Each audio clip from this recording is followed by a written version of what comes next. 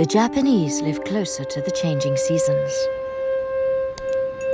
With no space to grow enough food for all, Japanese cuisine distilled instead the very best from nature and made it beautiful.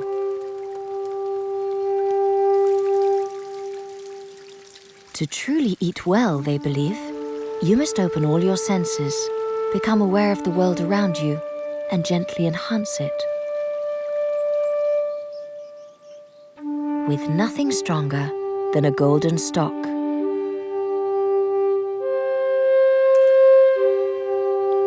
This is Dashi. It is the bedrock of Japanese cuisine. It is not concocted, they believe, but drawn out from the very stuff of nature. And its essential ingredients are gathered from the cold and warm seas and from the humid forests that cover much of Japan.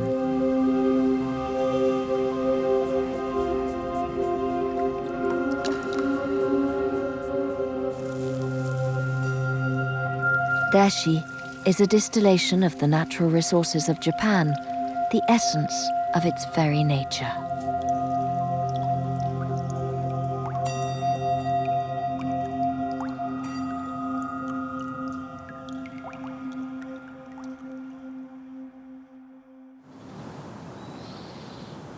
Kyoto is where the flavors in every dish are believed to be subtler than everywhere else. For over 1,000 years, the emperor resided in this ancient capital.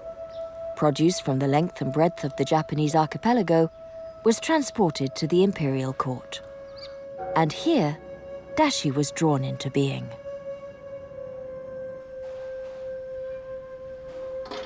Many of Japan's finest restaurants are in Kyoto. Here, the ancient traditions are preserved. And the first ritual of the morning is the drawing of fresh water from the well, so that the preparation of dashi may begin. Hiroyuki Kato is considered among the finest chefs in Japan. Unusually, he does not come from a long family line of chefs, but has mastered his technique from scratch, imbuing his dashi with his own alchemy of flavor. He begins by immersing the most select konbu kelp in fresh water.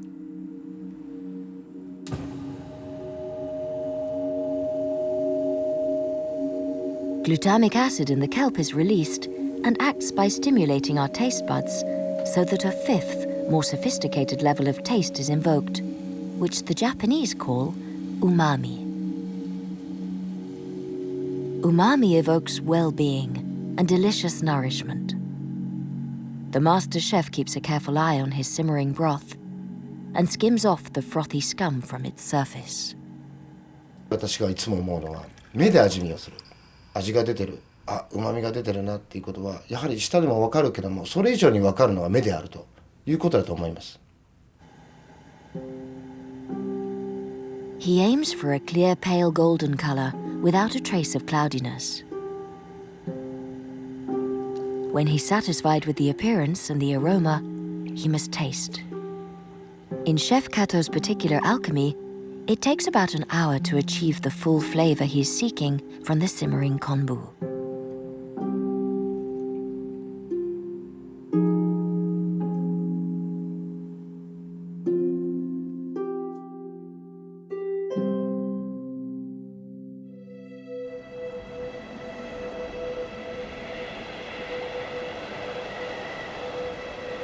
Konbu kelp flourishes in shallow waters in the colder northern seas around Hokkaido. Ice forms in the winter and is drawn by nature's tides in and out of the shore. The ice floes are in perpetual motion back and forth, performing an unexpected cull of a vital natural resource.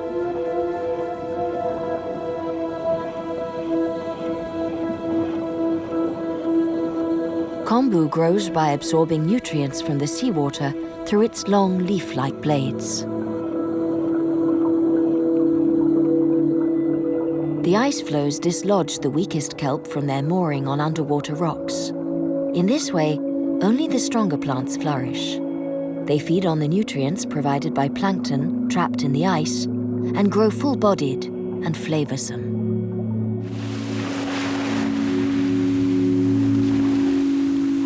On the wild shores of the northern tip of Japan's archipelago, ferocious sea storms wash precious natural flotsam ashore.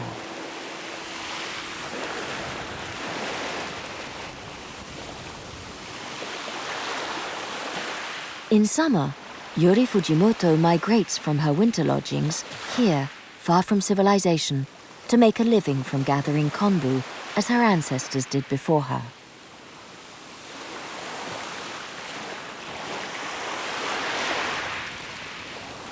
She's 89 years old.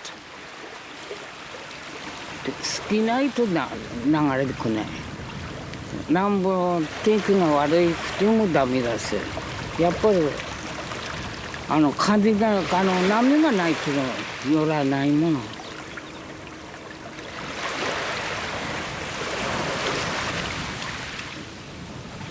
まあいい昆布ではないけど、するっていうか、まあ中にいい昆布もあるから。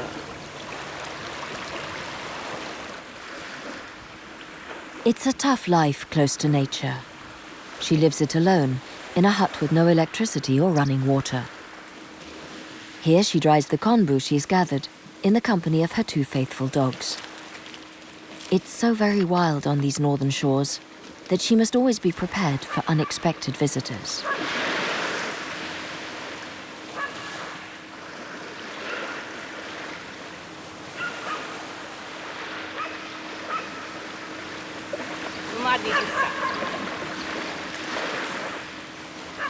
ここら辺熊ものすごく出るとこだ。お金って言うよね。俺だってお金だってする。She carries the wisdom of her ancestors. A brown bear she knows won't kill you unless it feels threatened. Never would Yori Fujimoto upset the balance of nature in these parts, which she so depends upon.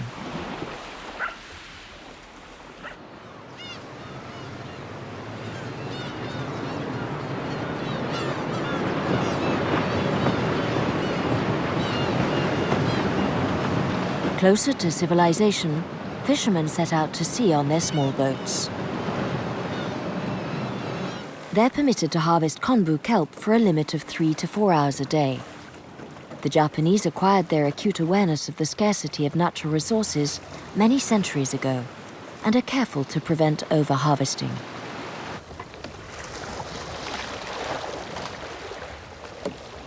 Toshikatsu Miura knows where the best konbu grows. This is vital knowledge. The earnings he makes seasonally accounts for half of his annual income. The fishermen scour the deep for mature konbu. Miura can distinguish the prize harvest by judging the thickness and color of the blades growing from its stem-like stipes.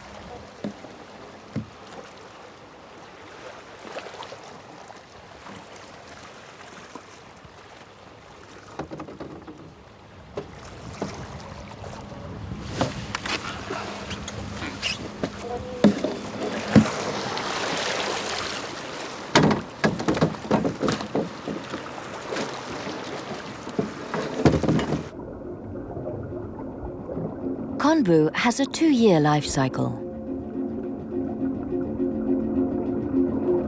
This is a baby konbu. It's 5 microns in size and swims using fine hairs called flagella. When it reaches a rock, it anchors itself by putting down roots and starts to grow several centimeters a day. Year-old konbu is too soft for human consumption and trade.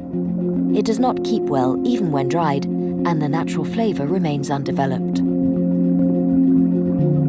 By limiting harvesting time and restricting it to 2-year-old konbu, the Japanese preserve their vital forests of kelp, and controlled harvesting also prunes the denseness of the seaweed, encouraging sunlight to reach down to the sea floor, fostering growth of the younger algae, and maintaining a diverse ecosystem.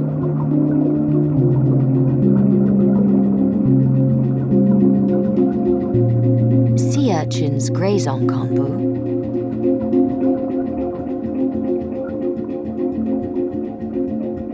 while these tiny clingfish have suckers that hold fast to the konbu for protection.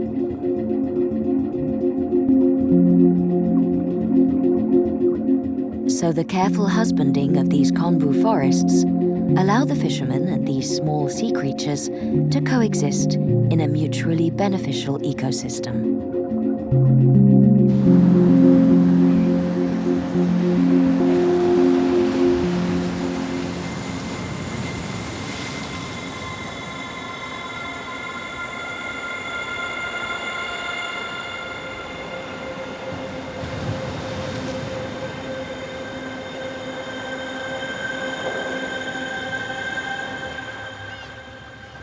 Like Grandma Yuri, fisherman Miura migrates for the summer work.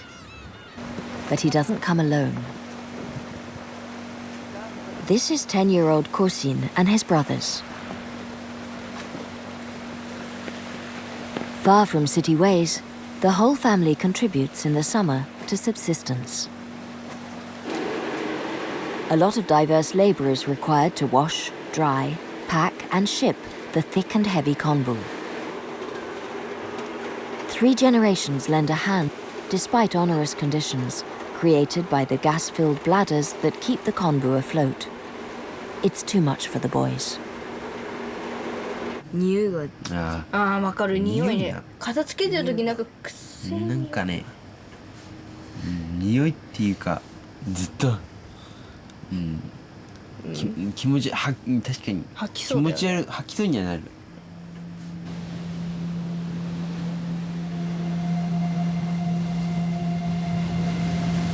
The weather is unsettled and can change very suddenly on the shores of Hokkaido.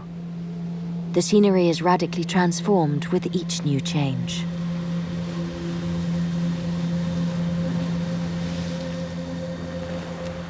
The boy's grandmother can forecast vital conditions by studying her surroundings.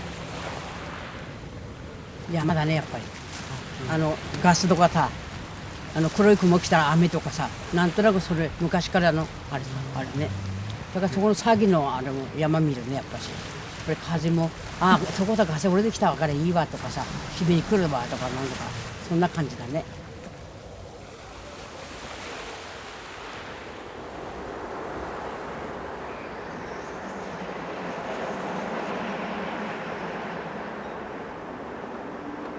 On the evening that Grandma judges the mist and damp will hold for a while, the family begins the process of converting the inedible seaweed into food. They take the konbu that has previously been dried and lay it out on the beach again.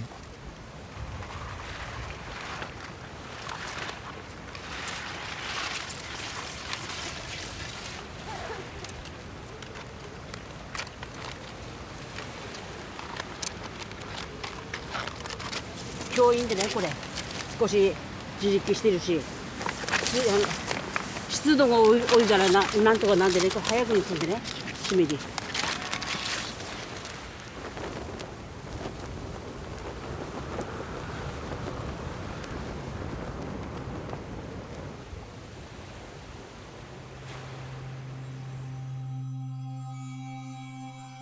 The moisture in the night dew dampens the konbu. The gas-filled bladders crack, releasing their noxious contents, which evaporate. This process for removing the konbu's putrid ocean smell is part of the wisdom that has been handed down through the generations of these sea-foraging people. いい匂い出てくるやっぱり香りがだからやっぱりそれだけ旨味が出てきてるってことね香りが出てくるってことね。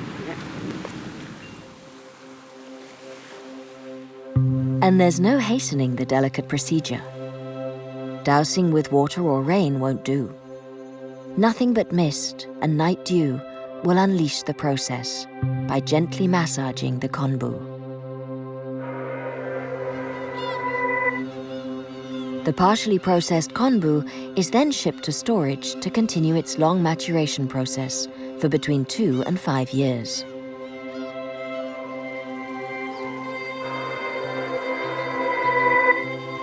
Once the ocean smell has truly been eradicated, the konbu arrives in Kyoto.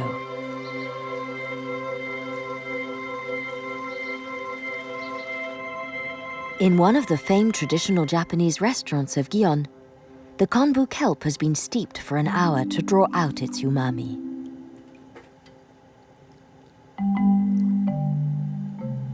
The arcane chemistry of the kitchen has done its work, and now the liquid is rich in glutamic acid.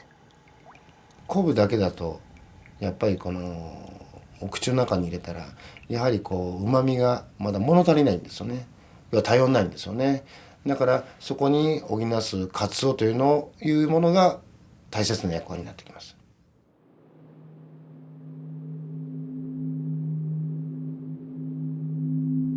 Dried bonito is added to the konbu kelp dashi. Since bonito fish resemble the shape of a sword, the Japanese call them katsuo, meaning victory fish.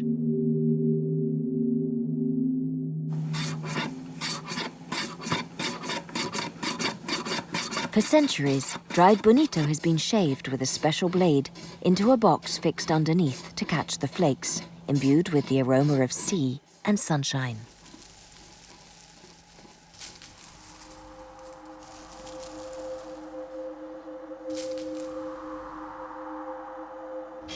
It's quite literally the hardest foodstuff in the world and is rich in inosinic acid.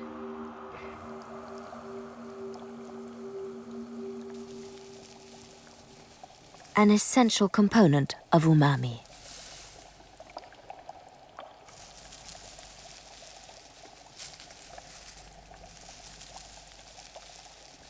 で2つが掛け合って出会いのものでね合わさって旨味が生まれてイコールお出汁ができると。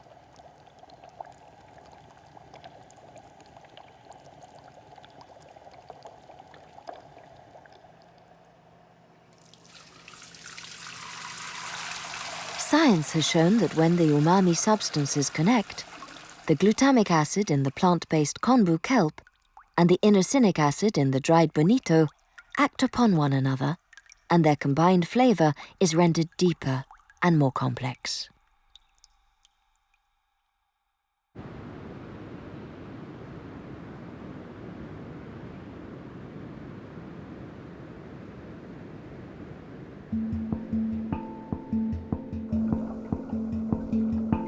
Bonito is a migratory fish that spawn and grow near the equator and migrate northwards in the summer through Japanese coastal waters. A large catch is possible, but the fish spoil easily, so few countries fish bonito commercially.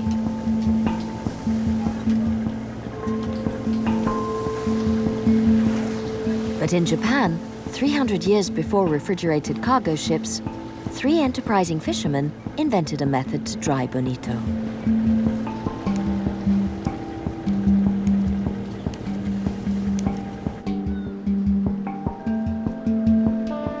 On the southwestern tip of the island of Kyushu, the town of Makurazaki is famed for this ancient craft. There, the air is always hazy with the smoke used to preserve bonito.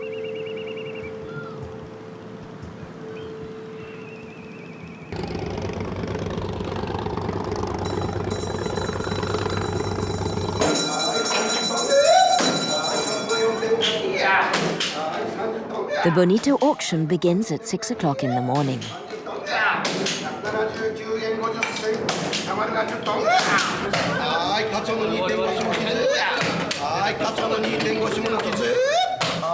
There are 50 establishments in Makurazaki that manufacture dried bonito. Fewer and fewer are family concerns.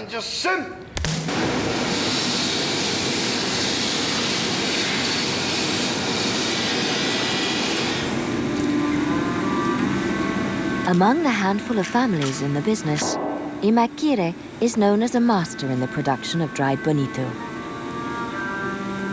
He's one of only 10 artisans left who precariously defy modern economies of scale and make the highest quality dried bonito using the old-fashioned method.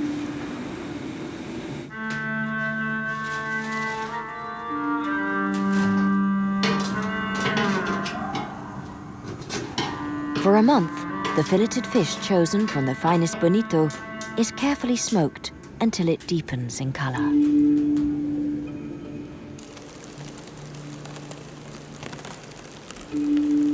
The smoked bonito is then placed in a humid room where it naturally attracts mold.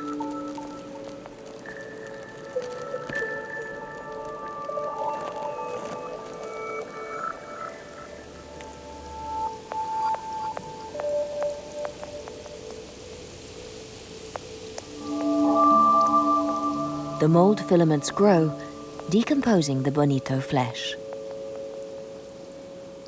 やっぱカビですね。いい製造者はいいカビをずっと持ち続けて、いいカビが来たやつを室の中で繁殖させていくと、そこに自然といいカビ菌は住み着くわけですよね。で、住み着いたところでもそれを大事にやっぱし育てていくわけですよね。The expert craft of drying bonito requires the careful husbanding of mold.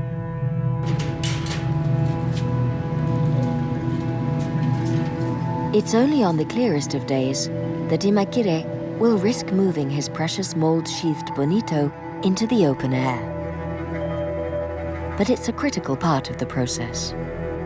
天日の力で干すことによって、そのカビは一回ギュッと閉じ込められて、その次にまた2番カビ3番カビで取っていくわけですけど、その時に来るカビがまたいいのが来るか来ないかっていうのも、その干すタイミングなんかでも違ってきますね。早すぎてもいけないし、遅すぎても、遅すぎるのが一番良くないですね。いいカビも拗ねちゃうんですよね。悪くなっちゃうんですよね。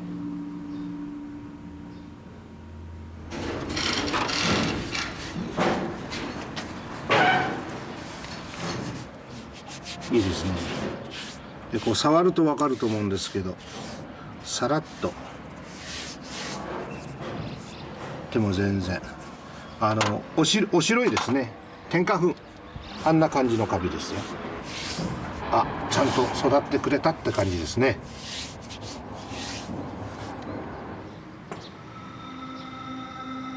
The whole procedure of letting the mold take hold and then drying the bonito out in the sun is repeated 4 times or more. This stage in the intricate proceedings is more than 6 months in the making, during which the moisture in the bonito plummets to less than 8%. The flavor is crucially enhanced.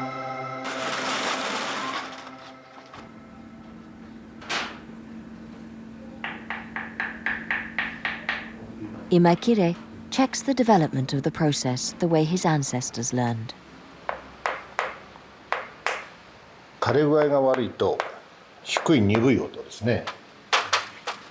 でもうこれ仕上がってるとこなんですけど、澄んだキンキンという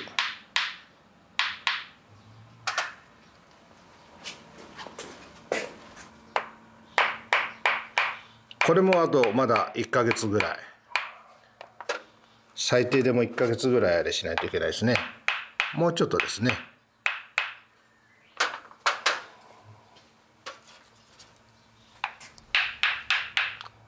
高い澄んだ音がしますよね。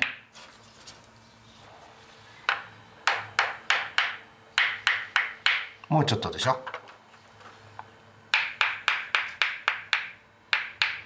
なんか子供の楽器にしてほしいみたいですね。してほしいぐらいですね。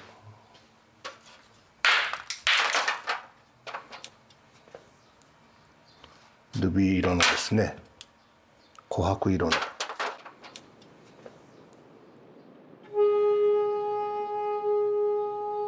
The mold breaks down the protein and fat in bonito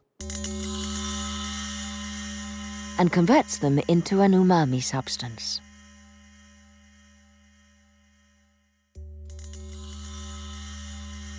The bonito flesh becomes glassy and polished, resembling a semi-precious gem.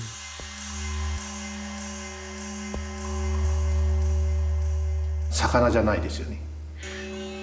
もうこう魚の味が脱却して違った、もう本当こうなんていうんですか、そんな感じがします。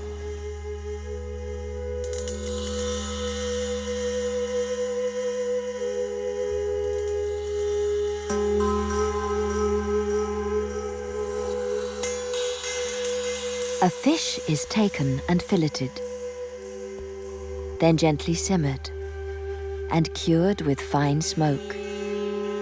And finally, with the help of a little mold, it is transformed into dried bonito.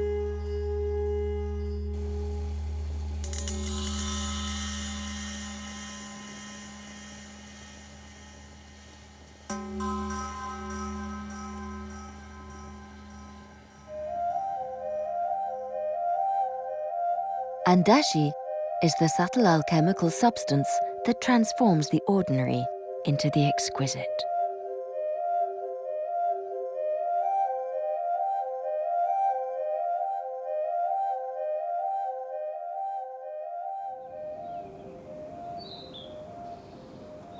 We must visit the temple to understand why dashi became the cornerstone of Japanese cuisine.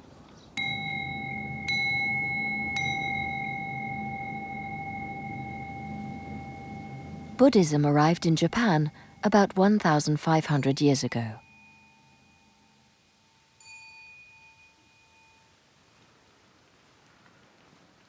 Its philosophy forbids the destruction of life.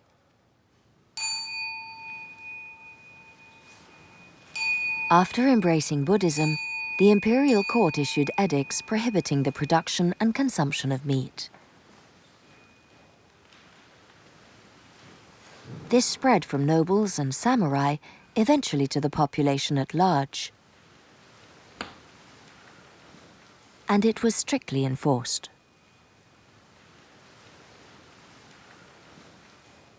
Famished, the Japanese quickly sought other sources of umami, and they found it in dashi.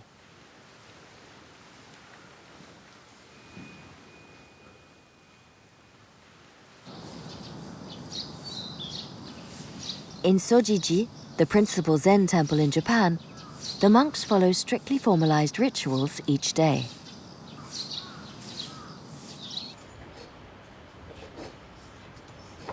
As part of their training, young monks are assigned for a 3-month period to a Tenzo Zen master.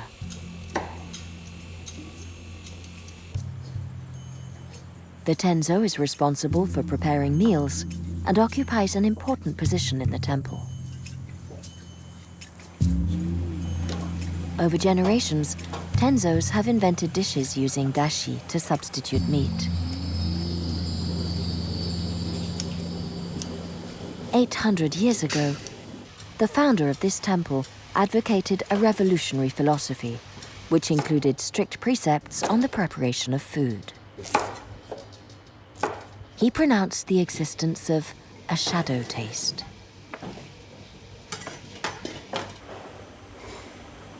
This taste does not assert itself, but enhances the nature of other tastes, of sweetness and bitterness, of salty and sour. This notion later became associated with dashi.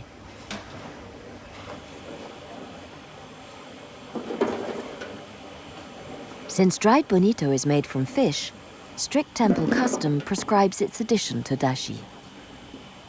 The monks use shiitake mushrooms instead.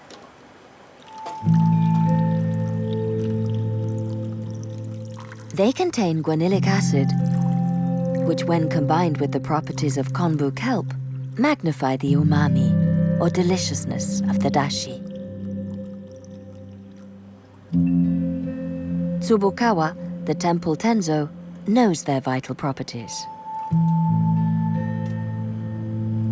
やっぱり、おひたし煮物はねどうしてもしいたけは必要ですけども、ありのところあれば何でも美味しくできます。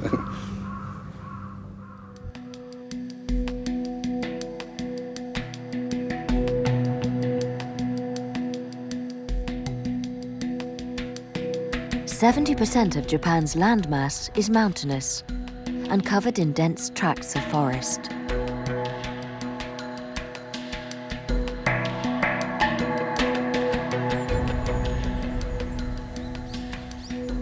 Deep in the tangled woods lives Kuniko Shiba.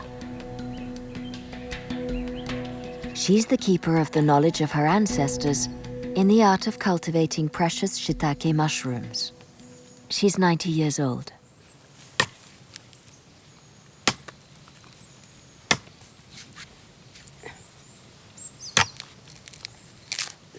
All her wisdom is drawn from the trees. So Grandma Kuniko treats them with respect. She must sample the sap before deciding on whether the time is ripe to cultivate. やっぱここあたりも甘いですよ。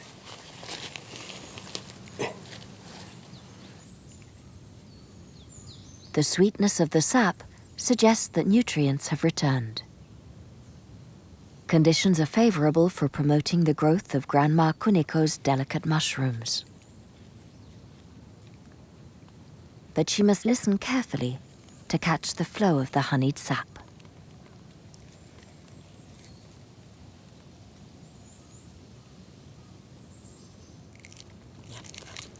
やっぱ少しはまだ音が聞こえる。少し言うけど、このぐらいは大丈夫だからね。もう倒していくね。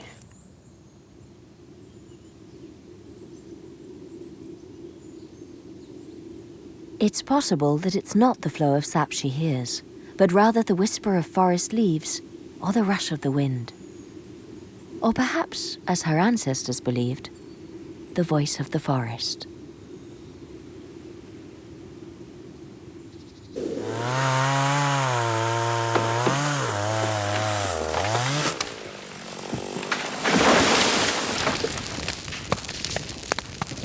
From generations before her, Grandma Kuniko learned that to survive, and for the good of the forest, she must fell the trees and set them ablaze. Today, the ancient procedure has been given the blunt name of slash and burn.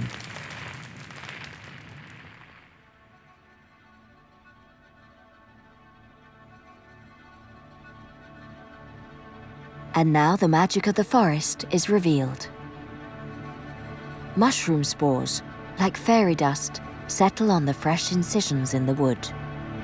There, they begin to propagate and grow. はいや、こらすごいよ。もう腐ってもおるけど。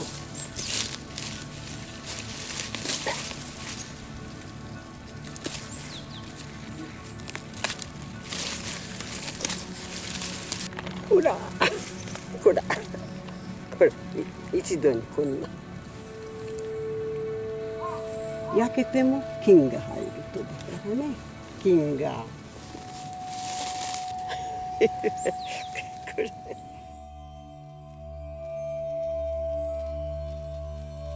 Grandma Kuniko's ancestors learned that reducing forests to ash brought forth forest bounty. Today we understand that the ancient technique effectively sterilizes the tree stumps, facilitating the growth of fragile filaments from the mushroom spores.「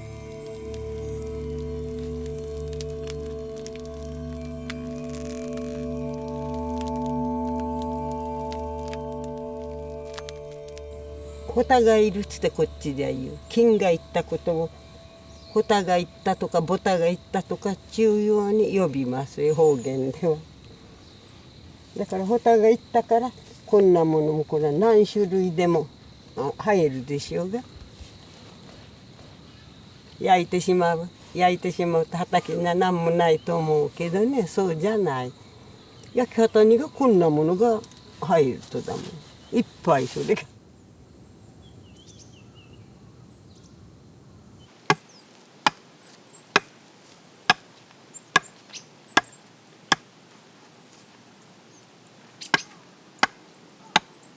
The forest people have developed a method they call natame. By notching the trunk of trees with an axe, they attract the fungus spores floating in the forest air.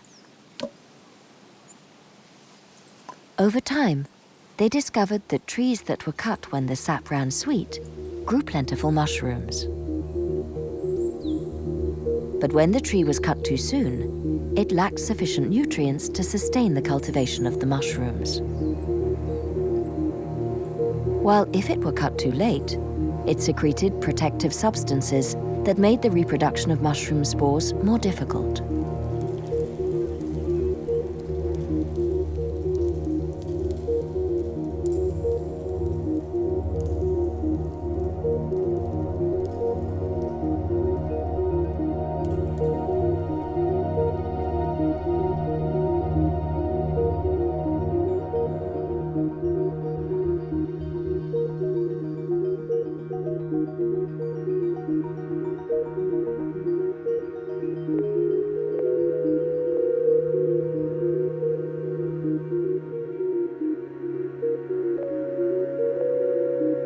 So ancient knowledge serves Grandma Kuniko well.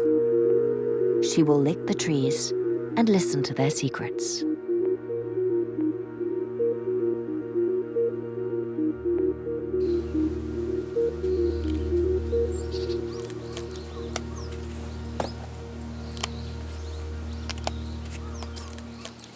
And her precious fungi will be carefully picked and dried.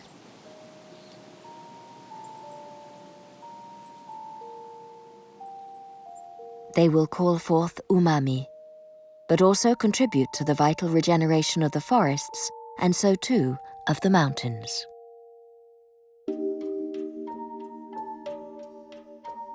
Trees that are cut at a precise time will sprout new shoots.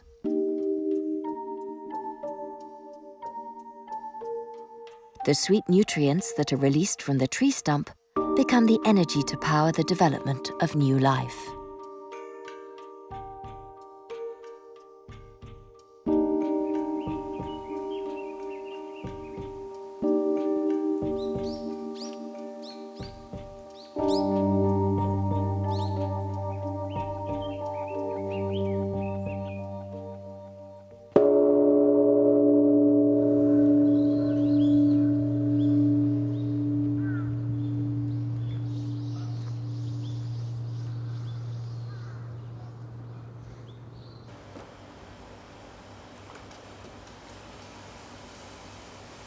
The Sojiji temple chef, the Tenzo, begins preparations for the daily meals every day at 3 a.m.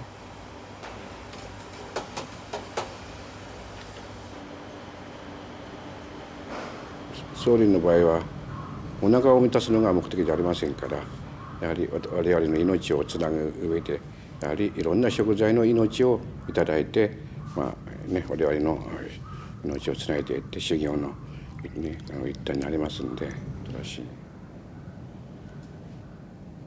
材料の良し悪しじゃなくてやっぱりね、それを全部生かしてあげるのが天童の仕事らしい。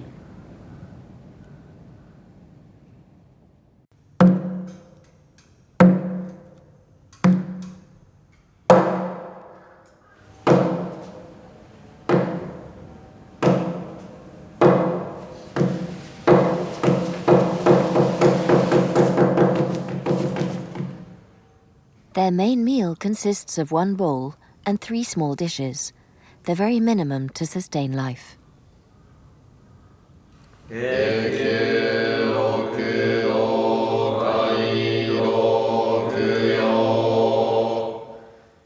Only after they chant the sutra thanking the plants for giving up their lives may they begin to eat.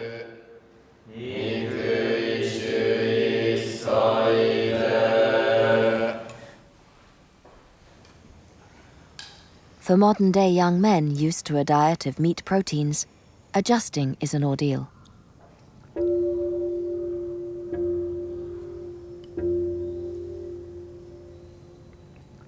もう最初はもうお腹が空きすぎて寝れないとか、本当に食べ物のことしか頭になくて、道に生えてる草でも食べようかなと思うぐらいお腹が空きました。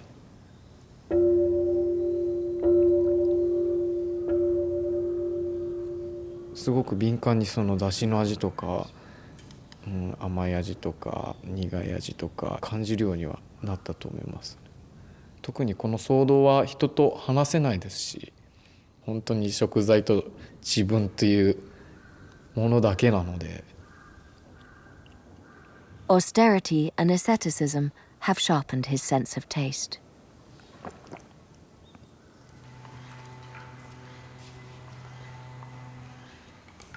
Zen teaches compassion for all sentient beings. We exist because others exist around us. So the meal ends with a significant ritual. The monks place a drop of dashi on their palm, then soak 7 grains of rice in it, which they will proffer to the birds.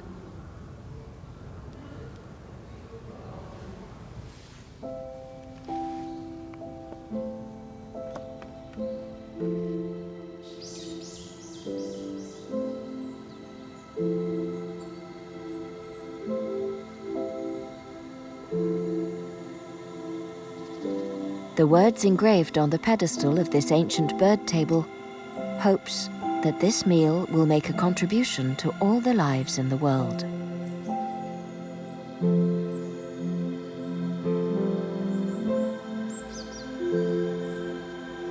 Japanese cuisine was developed on the foundations of Zen philosophy.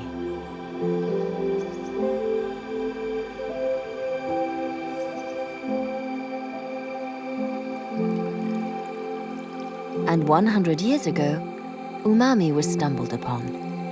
That 5th taste the Japanese call deliciousness. The discovery was the result of scientific research into konbu dashi. Today, Kyoto University professor Toru Fushiki works at the cutting edge of this research on taste. He discovered that even after consuming enough nutrients, laboratory mice kept lapping up the dried bonito dashi he used for experimental purposes and appeared to crave more and more. He concluded that this craving replicated a condition that is commonly found in relation to fats and sugars. 油砂糖だしの蜜に関してはもっと食べたいという食べるごとに好きになっていくとそういう特殊な効果があります。それを我々やみつきになっているというふうに表現しているんですけど、でこれは人間もネズミもほとんど変わりないんです。それは多分生きていく上で大事なタンパク質が豊富に存在するとそういうシグナルになっているんだろうと思います。But when it comes to Japanese cuisine, which has developed without oil or sugars, the craving for dashi and its umami have a healthier impact. だしの美味しさを好きになったら際限なく何かカロリーを取ってしまうっていうわけじゃなくて、むしろ食事を日本風の非常に健康的な低カロリーで低脂肪の食を食べたいと思うようになるという意味では、だしの美味しさだけはやみつきになる成分の中で最も健康に近いというふうに考えることができると思います。And for the Japanese, it all starts with breakfast. A paste made from fermented soya beans is dissolved in warm dashi to make miso soup. So the addiction to dashi is established, turning their palates away from meat proteins and sugars, for example, and attracting them to a diet low in calories. Western culinary development of nouvelle cuisine and slimline cuisine minceur has been deeply inspired by the Japanese approach to food.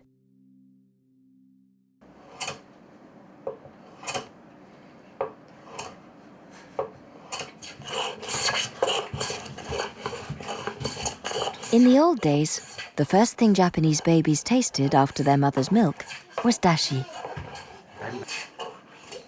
This 6-month-old baby is about to sample solids for the first time.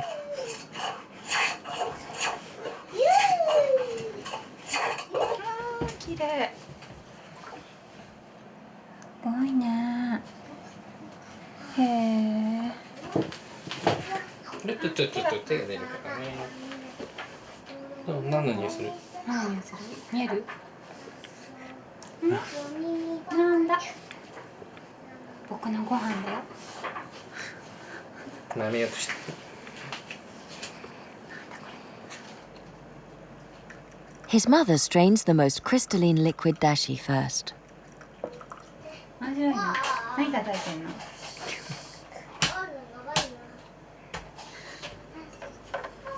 Then gently cooks rice in it. She's naturally concerned for her baby's nutrition and healthy growth. and she knows that what a child eats in the first few years will shape their natural appetite for the rest of their lives.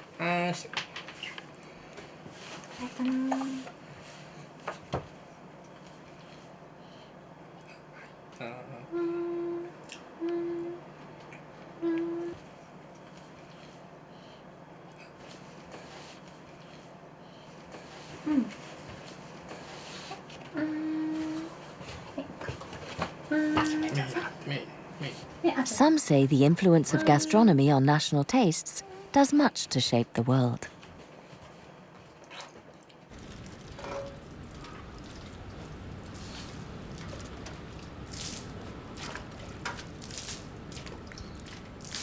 And in Kawakami, Gyeon's premier Japanese restaurant, food that is intrinsically pure is prepared every day for highly evolved palates.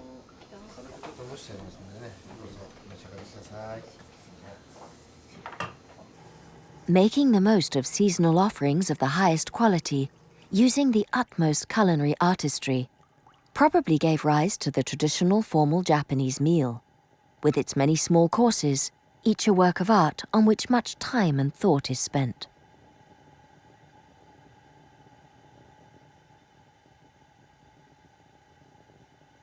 But at the base of almost all these dishes is dashi. And only the best chefs can draw it from nature and master subtle and deceptively simple ways with it. This dish combines sesame seeds and dashi. By adding the strained stock to the mortar and pestle while grinding the seeds to paste, the taste and aroma of the sesame seed is vastly enhanced.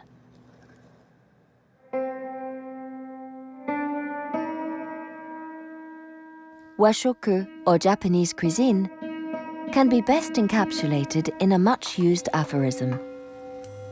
Let little seem like much, as long as it is fresh and bountiful. And at the heart of one of Kawakami's traditional and formalized multi-course meals, they serve a soup called owan.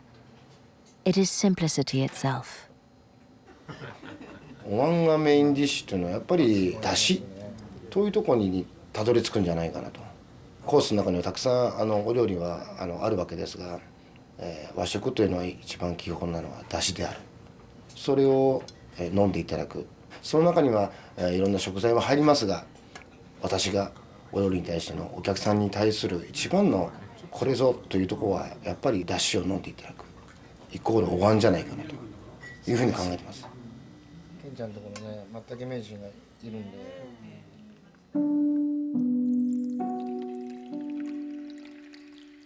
Japanese cuisine is a symphony of carefully orchestrated flavor, texture, and color that is seasonally appropriate.